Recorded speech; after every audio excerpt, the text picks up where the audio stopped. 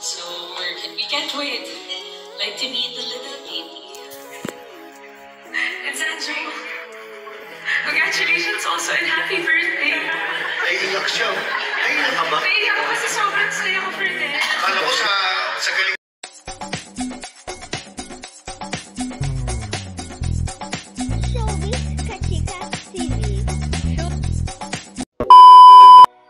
Hello mga kachika! Ngayong araw nga July 23, 2024 ay ang ika-42nd birthday ni Sanjo Marudo. Pero matatandaan na nagkaroon na nga sila ng advanced birthday celebration last July 21 kasabay na nga rin ng baby shower ni Rhea Atayde. At dahil kasabay na nga rin ng pa-baby shower ang birthday ni Sanjo ay nagkaroon nga ang bawat miyembro ng kanilang pamilya ng baby shower message at birthday message kay Z, kung saan isa-isa nga sa bawat Atayde family ang nagsalita para kay Rhea at kay Sanjo. At kinaaliwan naman ng mga netizens, lalong-lalo na nga ng mga fans ni Maine Mendoza ang birthday message at baby shower message ni Maine sa dalawang mag-asawa dahil talaga namang napaka-emosyonal nito at nangyak-ngiyak habang nagsasalita para kay Z at Rhea.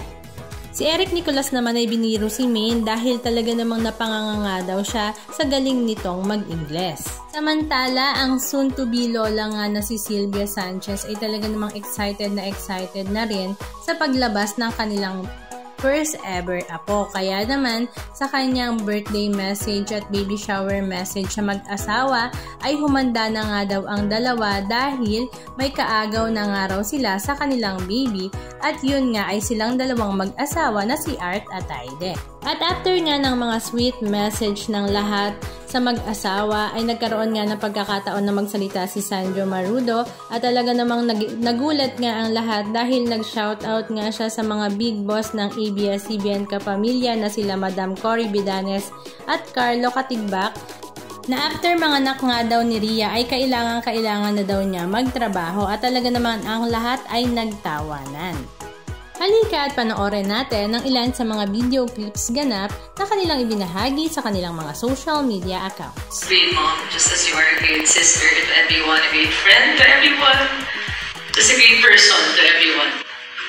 So we can't wait. Like to meet the little baby. And Sanjo, congratulations also and happy birthday. Ay, iyak siya. Ay, iyak ka ba? Naiyak ako kasi sobrang saya ko for that. Akala ko sa galing mag-English. Naiyak din ako sa iyo at sanity ko talaga as in over the top. I'm not used to this. Pero Naiyak din ako pag maubos na yung English. No, yeah, congratulations guys. Like we can't wait to meet the baby Z. At yung Maine, bagay na bagay sa iyo yung gupit mo. Thank you! Ano naman yung message mo? Good. Ano naman yung Rhea and Z? We're very happy to have you in the family. Very blessed to have you around here. And like I always tell Rhea, of course, this is the first of among kids ever for her generation. So we're very much blessed. And I'm pretty sure, like what everyone is, confident about this, you guys will be great parents. There's no doubt. And we're just all right behind you all throughout the way. And as a brother, as a friend, best friend, we'll always be there. So I love you guys so much. Boyfriend na silang dalawa. Boyfriend, girlfriend pa. Hinanahan ko na gusto ko na si Z. Bakit? Kasi pupunta sila sa kung saan. So gagawin nila yung bahay. Hindi to alam na niya. Pero magte-text si Z sa akin. Maraming pong salamat. Pinagamit niyo po sa aming bahay niyo. Yung kita yung tagal. Minahal kita hindi dahil si Sanjo Marudo ka. Minahal kita dahil napakabuti mong bata. Ako din.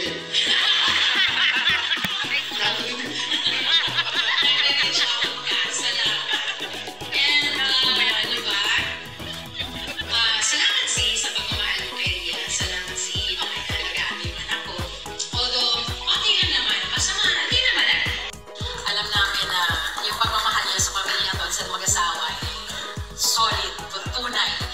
And message ko sa mag-asawa, alam niyo na yun, sinasabi ko sa inyo, ngayon pala, akin ang anak, tama ang anak niyo. Ano ka ba? Ba't parang nanakaw ka pa? Pag nagka-taping ka ng dalawa, sa amin ang daddy niyo, iiwan niyo ha, same.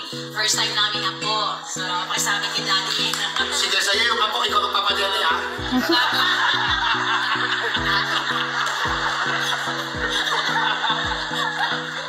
Tapos, pagkatapos ng taping yung dalawa, huwag kayo sumamalo. Pag sinabi niyo mama sa anak, baby, pupunta na kami. Sasabihin ko, hulaan niyo kung saan kami. Kapit nang maging lola yung katabi ko sa kama. Ang kapal ng mukha niyo. Sa lahat po ng mga tao, sinasabi niya po talaga yan kahit sino, kahit po sa ABS. Yung katabi ko po malapit na maging lola. So anyway, ayun pa lang, we already saw yung magiging sitwasyon. Kakagulo tayo sa labas ng baby. Maliwanag na yan. Pag-aawain mo yan sigurado. Kaya kulang ha. Kulang. Isa pa lang. Sa pag-ibig, congratulations sa pagkakatakin ng baby. To Sanjo, I think ito yung best gift na makuha mo. All the blessings na mga kasama natin. Ina-admire ko yung disiplina mo, pagiging humble, responsable. Nakuuto ka ba? Naiiyak ka na sa Naiiyak na. May music. Pero sa lahat naman ng marites in my family, ito yung palagi ko, Yun din yung sasabihin ko. O sa roda umiyak, hindi ka birthday. Siya. you can start your family. Nakikita ko sa kaya nakikita talaga ng gusto na pagmamahal. Sige. Happy birthday, pare. Yung COVID days, si Sanyo Buang kumangkin sa akin. Bago kami sa booking, almost more than 2 years. Kaya lalo po kumay talaga binahali si Sanyo. Kasama rin si Ria, syempre dahil kaibigan po namin. Ulitin ko yung sinabi ko sa inyong dalawa. Napakasarap ng pakiramdam. Dalawang kaibigan na magkatuluyan. Oo, naman. Pareho niyang kaibigan po ba? Nari-ring. Maraming salamat sa never-ending love and support sa amin ni Ria. Especially sa aking boss, kay Mami Biang, Daddy Rec. Thank you so much sa lahat. At sa aking mga boss sa ABS, maraming salamat. Kailangan ko ito para magkakaroon.